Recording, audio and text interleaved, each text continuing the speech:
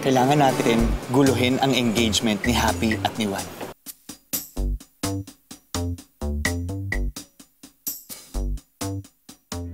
Paano mo to nagawa sa best friend ko? Bakit mo sinaktan ng best friend ko? Sisisiyan ko na minahal kita, Juan. Sana hindi na lang kita nakilala! I'm so disappointed in you, Iho.